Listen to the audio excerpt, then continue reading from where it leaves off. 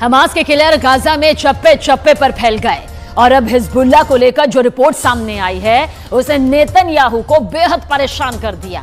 उत्तर Korea और Hezbollah के बीच पक्की दोस्ती देखकर नेतन्याहू के साथ बाइडेन को भी लग रहा है कि इस युद्ध में परमाणु बम की एंट्री हो सकती है।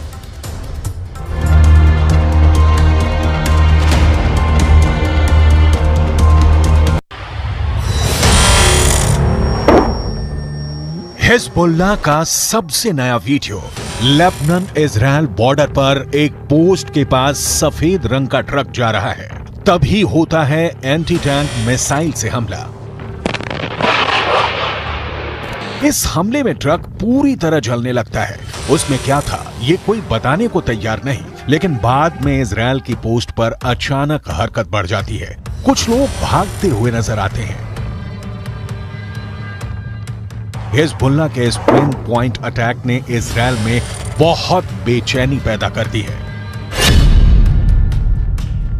क्या हिजबुल्लाह उत्तरी इजराइल पर चढ़ाई करने वाला है? क्या हिजबुल्लाह सिर्फ इस बात का इंतजार कर रहा है कि गाजा में जैसे ही इजराइल की फौज फंसेगी वो उत्तरी बॉर्डर पर युद्ध शुरू कर देगा? हिजबुल्लाह के हमले का सही वक्त क्या हो सकता है, इसे लेकर नेतन्याहू से लेकर बाइडेन दोनों पसोपेश में हैं। हिजबुल्लाह ने लेबनान इजराइल बॉर्डर पर कई हमले करके साबित कर दिया है कि इजराइल की उत्तरी सीमा अब सुरक्षित नहीं बची है। अगर गाजा पर ग्राउंड ऑपरेशन शुरू होने के बाद हमास, हूथी और हिजबुल्लाह ने एक साथ इजराइल पर हमला किया तो इनको एक साथ रोकना इजराइल के लिए बहुत बड़ा चैलेंज बन जाएगा। और तब अमेरिका की मदद के बिना हालात ऐसे बन सकते हैं कि ये तीनों फोर्स इजराइल की सेना को रौंद कर आगे बढ़ जाए।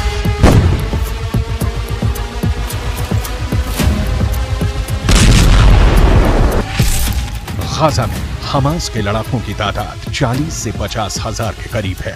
उत्तर की तरफ लेबनान में मिलिशिया हिजबुल्लाह की तादाद 1 लाख से ज्यादा है। इनके सामने इजराइल में एक्टिव और रिजर्व फोर्स मिलाकर 6 लाख से ज्यादा सैनिक हैं। ये आंकड़े बताते हैं कि इजराइल के पास 4 गुना ताकत है। القلق من إمكانية أن تذهب هذه الجبهة إلى تصعيد إضافي أو إلى حرب كاملة، أو القلق من أن تتدحرج هذه الجبهة إلى حرب واسعة، وهذا احتمال واقعي ويمكن أن يحصل، وعلى العدو أن يحسب له كل حساب। इस बीच बड़ी रिपोर्ट ये है कि इराक के मिलिशिया हश्द अल शाबी ने अमेरिका के सैन्य अड्डों पर ड्रोन के बाद मिसाइल से हमले शुरू कर दिए हैं। इन हमलों में सबसे खतरनाक मिसाइल का नाम है अल अक्सा 1। अल अक्सा 1 ईरान की फतेह 110 का ही एक नया वर्जन बताया जा रहा है। या कहें कि ईरान ने यह मिसाइल इराकी हिजबुल्लाह हश्द अल शाबी को सप्लाई की और उसने इसका नाम बदलकर अल अक्सा 1 कर दिया। यह ऐसी मिसाइल है जो हिजबुल्लाह के पास पहले से है। यह एक टैक्टिकल मिसाइल है जो छोटा परमाणु बम भी दाग सकती है। The barbarism is led by an axis of terror. The axis of terror is led by Iran. It includes Hezbollah, Hamas, Houthis, and their other minions. They seek to bring the Middle East and the world back to a dark age. They seek to torpedo, to derail any progress towards peace and the progress and the promise that we had in our budding peace treaties with our Arab neighbors. इसीलिए इस ballistic missile को लेकर अब सबसे बड़ा सवाल पूछा जा रहा है कि क्या हिजबुल्लाह के पास टैक्टिकल हमले के लिए परमाणु बम भी हो सकता है?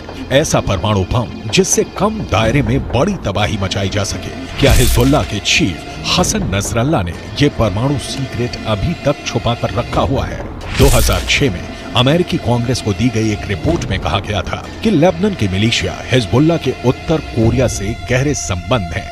उत्तर कोरिया हिजबुल्लाह को हथियार भी देता रहा है। इसमें रॉकेट और मिसाइल से लेकर बम और गोले भी हैं। उत्तर कोरिया के लीडर किम जोंग उन को हिजबुल्लाह का बहुत बड़ा फैन कहा जाता है। उत्तर कोरिया ने फिलिस्तीन का भी हमेशा समर्थन किया है और अब दक्षिण कोरिया से ऐसी रिपोर्ट आ रही है कि जो रॉकेट हमास और हिजबुल्लाह इस्तेमाल कर रहे हैं उन पर मेड इन उत्तर कोरिया वाली छाप लगी हुई है। इनका लॉन्चिंग सिस्टम 2014 में ही उत्तर कोरिया से सप्लाई किया गया था। ऐसे रॉकेट हमास को भी मिले, हिजबुल्लाह को भी दिए गए। इसमें 122 मिलीमीटर का कात्यूशा रॉकेट भी है, जिससे हिजबुल्लाह ने उत्तरी इजराइल पर हमले तेज किए हैं। सवाल है, हिजबुल्लाह और किम जोंग उन का याराना डेंजर मार्क के ऊपर जा चुका है और क्या इसमें कोई परमाणु सीक्रेट भी छुपा हुआ है?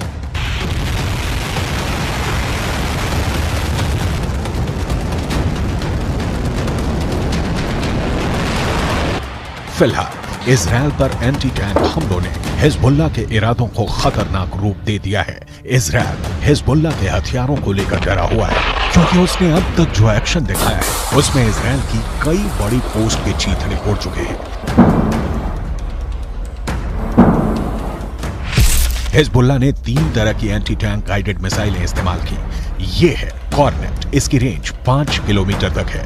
ये रूस की मिसाइल है, लेकिन अब ईरान इसका देसी वर्जन देहलाविया तैयार कर चुका है और ऐसी बहुत सी मिसाइल अब हिजबुल्लाह के पास हैं।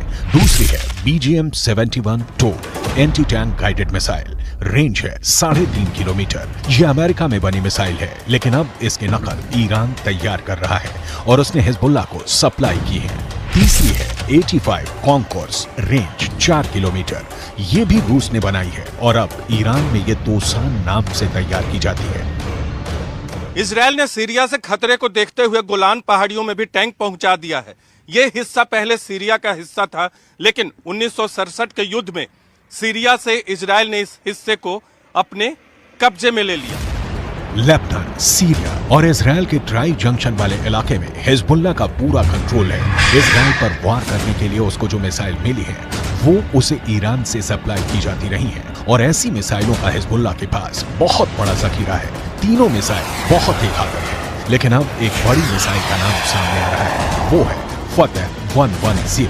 इस मिसाइल से नेतन्याहू को डर लग रहा है, तो उसकी बहुत बड़ी वजह है ईरान की ये मिसाइल 300 किलोमीटर तक हमला कर सकती है और ये अपने टारगेट के 3 मीटर के दायरे में गिरती है। एक बैलिस्टिक मिसाइल का इतना सटीक होना बहुत बड़ी बात है और यही बात इजराइल को परेशान कर रही है।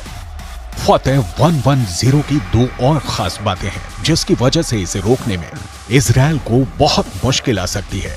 ये सॉलिड फ्यूल वाली मिसाइल है, ये कम वक्त में लॉन्च के लिए तैयार की जा सकती है और ये रोड मोबाइल है, यानी इसे कहीं से भी लॉन्च किया जा सकता है और फिर अपना ठिकाना बदलना बहुत आसान है।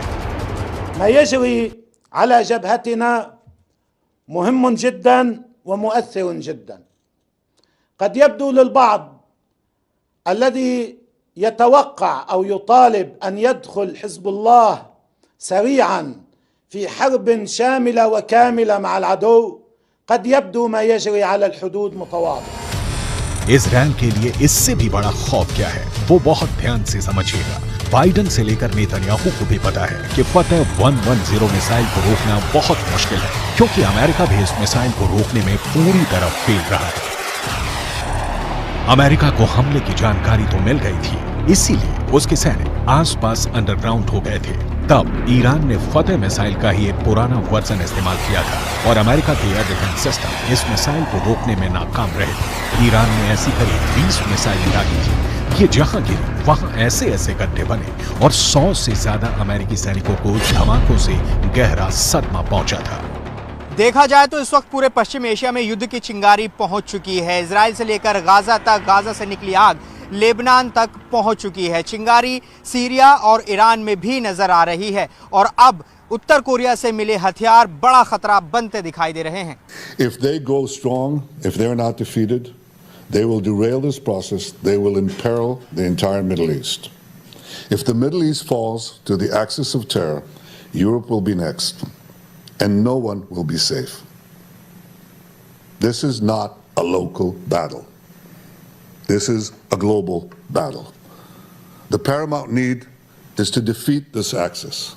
That battle is now being waged by us against Hamas in Gaza. There is no substitute for victory.